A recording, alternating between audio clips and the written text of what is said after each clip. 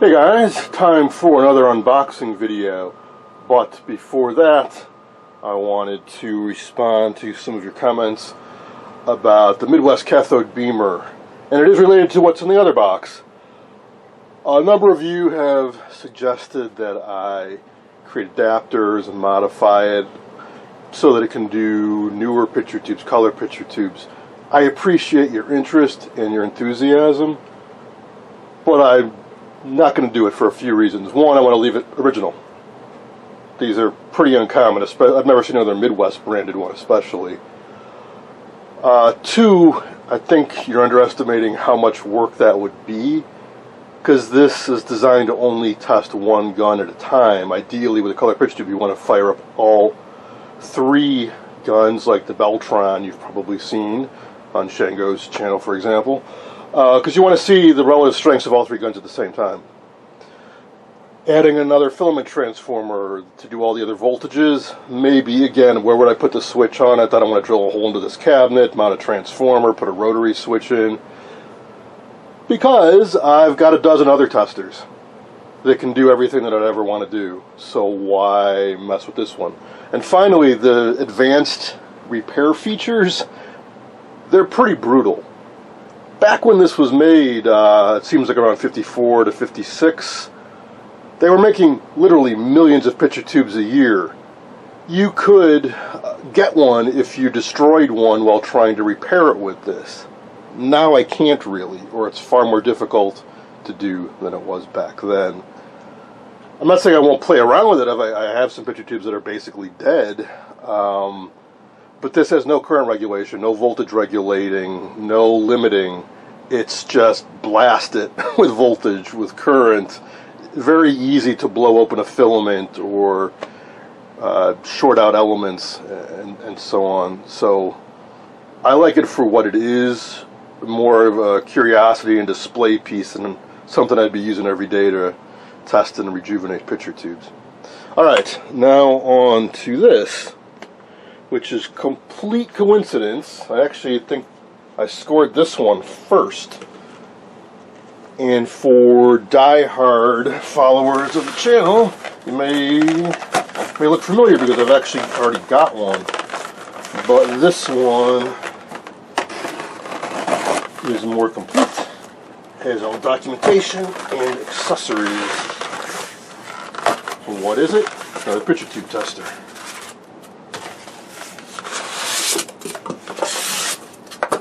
It's an RCA picture tube tester. Somebody did a halfway decent packing job on this one too. Almost. Padding around all four sides, no padding top or bottom. Oh well. I guess that wouldn't fit in the box. Huh, just goo on the front. Looks like maybe hot glue or something. So what is it? It's an RCA. You don't see RCA test equipment too often, but yeah, they did make stuff. Or I should say, yes, their VTVMs are pretty common. And they made scopes. They also made tube testers. And they made picture tube testers. But you don't see this one too often. It's a 509A. The other example I have didn't have any of this stuff, and as I recall, it did not have the manual, and I had trouble finding the setup chart. So the main reason I got this, well, a few reasons. One, it was reasonably priced. Two, it had all the stuff my other one was missing. So for example, this can do the various heater voltages. It can do black and white tubes. It can do color tubes, although this is limited. So this is kind of from the crossover period where color was starting to take over. It still only has 1 meter. It can still only do one gun at a time. So you can't see the relative strength of the red, green, and blue gun at the same time. But at least it's got the right adapter for it. And you don't have to go to any crazy lengths. It's a solid state. I don't know if it has any rejuvenating features. If it does, it's very minimal.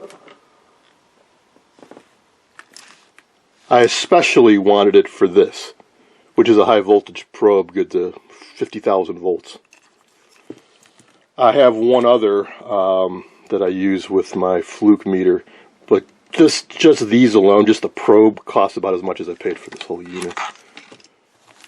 Here's one of the color adapters where it's got a whole bunch more pins because it has a separate heater and cathode and grid for every gun.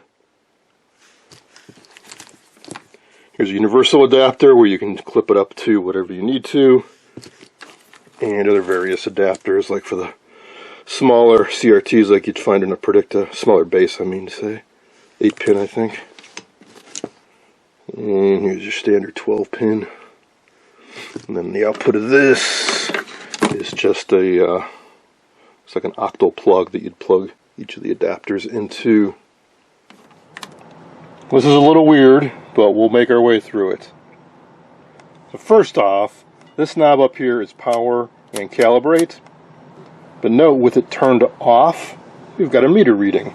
Well, that's because when you measure the line voltage, it always works, whether this thing is turned on or not. Well, that's the very first thing we need to do, is check the line, and notice there are 3 areas between 100 and 140. A green region, a black line, a red region. This is showing me in the green region. I don't think that's accurate. I think I probably have 125 out of the wall, but we'll pretend that this is accurate. So, once you know that, remember green, we then turn this device on and switch to cal. Now, when I rotate this, the needle on the meter moves. Now remember, we were in the green. We'll look down at the calibrate. There's a red, a black, and a green line. We want to put it on the green. That is their way of doing manual voltage regulation, basically. Now we're good to go. Normally you have G1 and G2 in low position.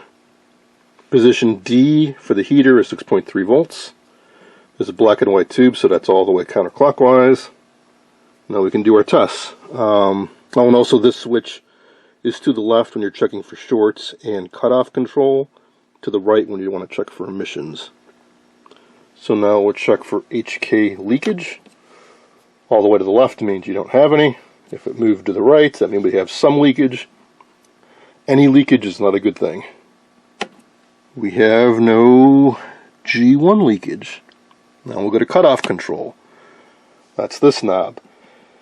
This is the G1 voltage. Just like in a triode where you have a cathode, a grid, and a plate, this essentially does too. It actually has two anodes, 2 plates. This tester only puts voltage on the first anode. The beamer puts it on both anodes. Well, what we want to do now is we want to see, can we make that needle move with this knob? If we couldn't, that would mean that the grid was open, or that there's something otherwise wrong with this picture tube. When you're watching TV, this voltage is your received signal. That controls the brightness of the electron beam as it hits the screen. To test emissions, you want to rotate this control so you've only got 2 ticks above 0 on the meter. And now we flip this switch. And that is pretty respectable. Assuming this thing is fully functional and all that. It's a very solid test. If it wasn't, we could rotate this to the quality activate, in which case I think it would do a rejuvenation function. I've never tried it with this, I'm not going to, but I believe that's what it would do. They thoughtfully included a schematic. There's also a parts list and a basic checkout procedure to make sure it's working right. There's a power transformer with the taps for the various filament voltages. Curious how they do the calibrate. There's actually a triac on the primary. It's probably why it hummed a little bit when I rotated the calibrate control. They're kind of tuning or limiting the power going to the primary to get the secondary to be calibrated. After this, they have a sort of a simplified block diagram of the various functions, and now we can see why the line measuring mode works when it's turned off, because it's connected to this side of this power switch, so it's always in circuit. neat little device, clever circuitry, minimize the part count, but get it done. Don't know what the year, but it's got to be pretty recent because it's got silicon diodes in it, like a 1N914.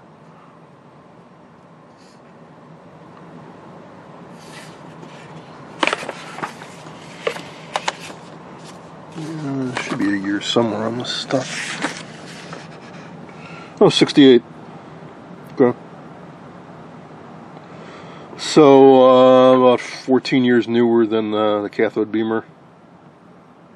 And again, cathode beamer, very cool device, but think about it this way. You've probably never seen one or heard of one. You've heard of RCA, you've probably heard of Sencor or B&K.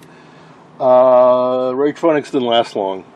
They made the full version, they made a portable version, and then I think they went out of business. So it's an interesting device. They had some clever ideas, but it didn't really take off for them, unfortunately.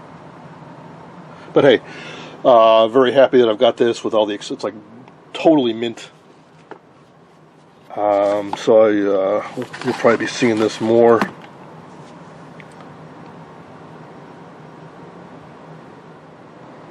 As far as measuring the second anode voltage, well, take your high voltage probe, plug the red into the 50,000 volt jack, and the black into the common.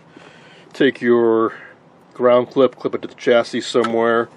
Take the business end of your high voltage probe and get it underneath the rubber boot of the second anode connection until you touch metal. Maybe a little arcing or sparking as you get near it.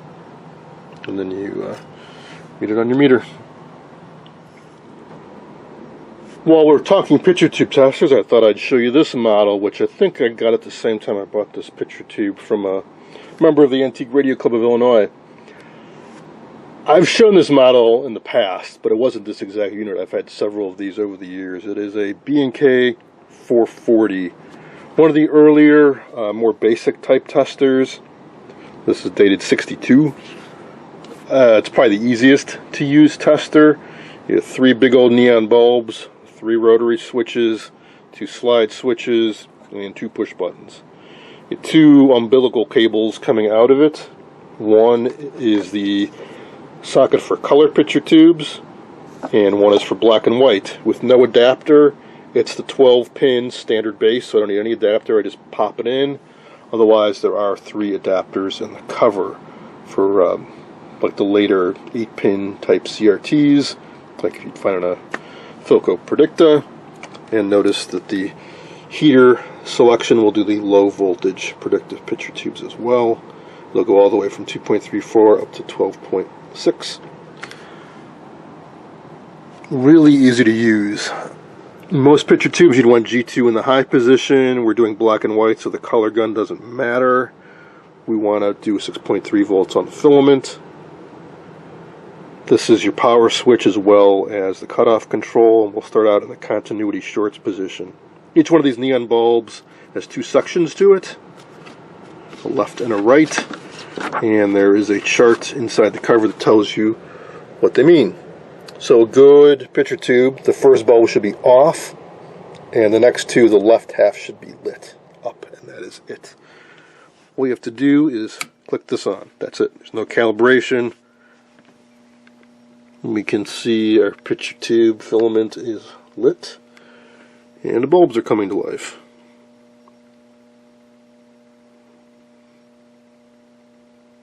Awesome. First one's off, the next 2 just have the left half lit up.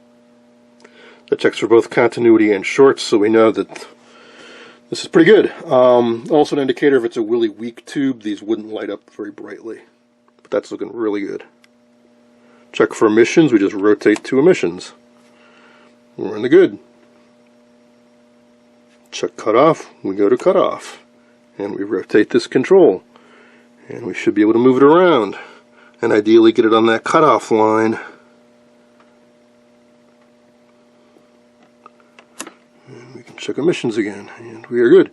There's also a life test which will reduce the filament voltage. That needle should stay in the good, and when we push it, I'm pushing it now, It's dropping into the bad. However, this picture tube may have been sitting around dormant for ages, so I would not put much emphasis on that. I would let this run like a good half an hour or so before I bothered with the life test. That's all there is to it. Real simple tester to use.